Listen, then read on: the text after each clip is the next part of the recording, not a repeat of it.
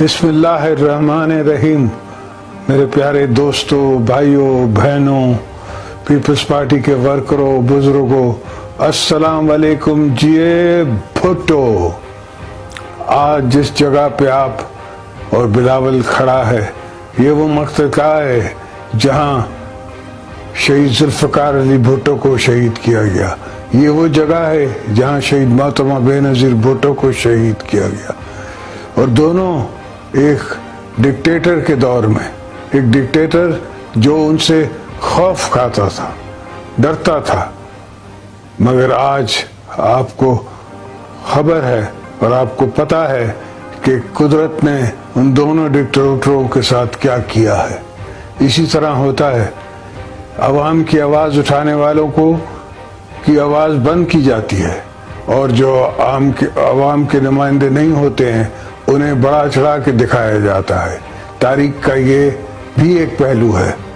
انشاءاللہ آپ سب دوستوں کی دعاؤں سے، آپ کی محنت سے، ہم ان سب لوگوں پہ پیپلز پارٹی جو ہے وہ انشاءاللہ ایک دن ان سب پہ عبور حاصل کرے گی۔ ایک دن ہم عوام کی حکومت لائیں گے۔ ان سے چل نہیں سکتا ملک۔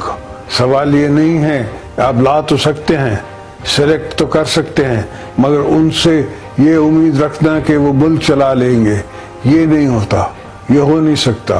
اس لیے کہ انہیں پتہ نہیں ہے اور ان کو وہ احساس نہیں ہے کہ غریب کے ساتھ کیا ہو رہا ہے، کسان کے ساتھ کیا ہو رہا ہے، مزدور کے ساتھ کیا ہو رہا ہے، مہنگائی کیا ہوتی ہے، کس طرح لوگوں کو دو روٹی کے اوپر انہیں مجبور کر دیا ہے۔ تو اللہ آپ کو سب کو میں دعا دیتا ہوں کہ آپ اپنا خیال کریں، اور بلاول انشاءاللہ بڑی جلدی ان سب مشکلوں کو عبور کرتا ہوا آگے نکلے گا، اور ہم پیپلز پارٹی اس کے ساتھ ہوں گے، ہم اس کا ساتھ دیں گے، آپ بھی ان کا ساتھ دیں، میرا ساتھ دیں۔ ہم آپ کے لیے اور قوم کے لیے جو ہمیں درس دیا ہے